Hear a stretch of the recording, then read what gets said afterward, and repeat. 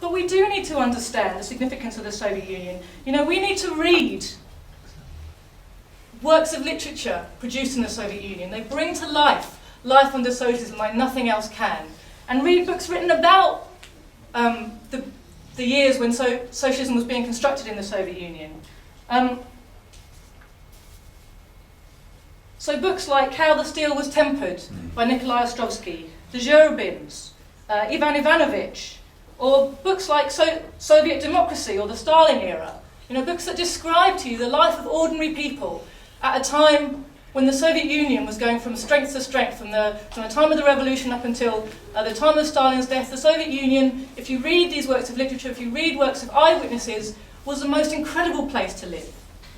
And the Soviet novels illustrate really beautifully how socialism can unlock the tremendous creative powers of working people, imbue them with a spirit, with enthusiasm for their work, and with a feeling that they really could achieve anything that they put their mind to.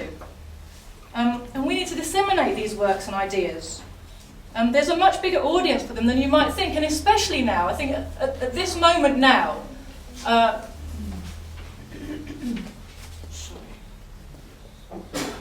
at this moment now, the crisis of capitalism is really providing the best opportunity that I've seen in my lifetime to talk to people. Suddenly all sorts of people who wouldn't be able to get past the word socialism and hear anything else that came out of your mouth. You know, today you can talk to them about childcare in the DPRK.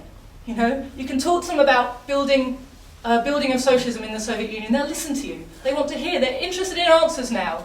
Because for a long time, people here haven't had such bad lives. And also, when things have been getting worse for them, they believed what they were told. Comrade Brar referred to it earlier, when Gordon Brown, Tony Blair, Margaret Thatcher turn around and say, well, you know, of course we'd like to provide you with, you know, perfect education system, perfect healthcare, but, you know, these systems are under strain. We don't just have enough resources to go round. We just can't, you know, we can't be giving out things willy-nilly. We can't just provide houses for everybody. Where will the money come from? Where will the money come from? That's what we're always told. And it's an unanswerable question. Where will the money come from? Oh, well, okay, fair enough. There's not enough money. You know, that's the way things are, right? And people have swallowed that.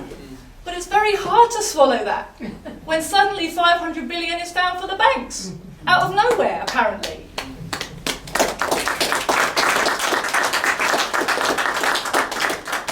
And I think that's been the most incredible wake-up call for people. While they see that their pensions, their healthcare, their education are all under threat, that they cannot rely on their pay packet being there next month, that they cannot rely on their house being there next year, that actually money can be found for the things that matter to the ruling class. And suddenly you see what are the things that matter to the ruling class and what aren't.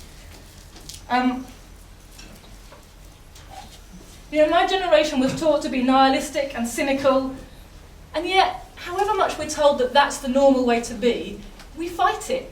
If human nature is to be selfish and greedy, why doesn't being selfish and greedy make us happy? Why doesn't it make us feel good about ourselves? You know, why is it that we search for some other meaning in our lives? That's also part of human nature. You know, why is it that our grandparents look back so fondly on the Second World War, a time of such hardship? They talk about the war spirit. What was that war spirit? It was collective spirit. The reality is that people are collective animals. We feel best when we are contributing to something that isn't just ourselves, our own little lives, our own little boxes. You know, we feel happiest when we're working for something that feels like it means something bigger. You know, we feel happiest contributing to society. We don't get that opportunity. We look for it, we try to find it, we try to tell ourselves that our jobs are meaningful, and we feel bad if we can't find a way to believe that. You know, even those who are comparatively wealthy in our society don't feel it. They don't feel it because there's constant insecurity.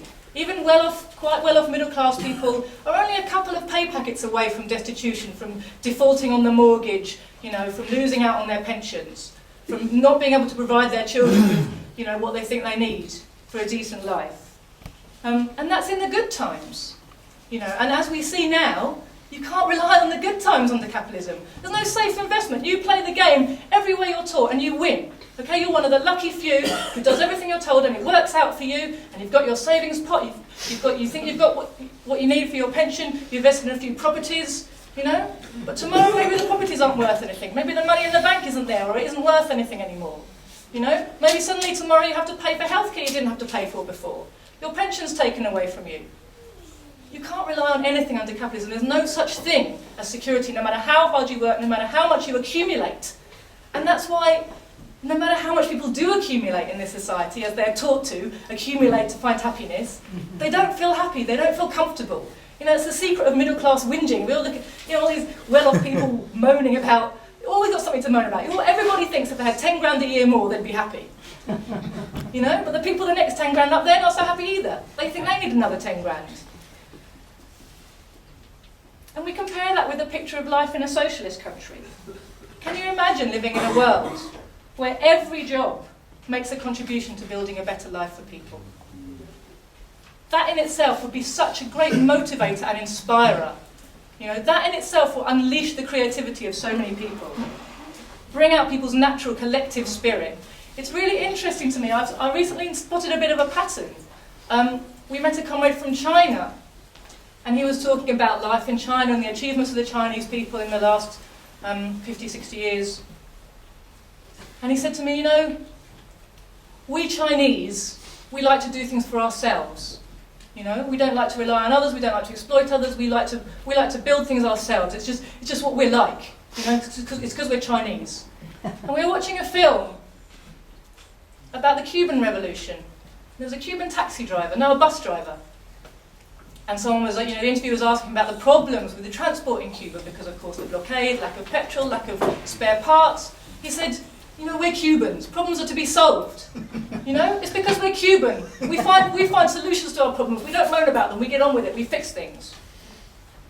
And I bet if you'd gone to the Soviet Union, you'd have heard something very similar. North Koreans will talk about their self-reliance, their pride in being Korean and achieving things by themselves, for themselves.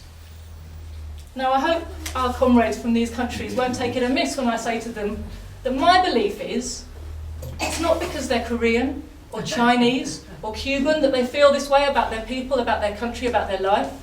I think it's because they live under socialism.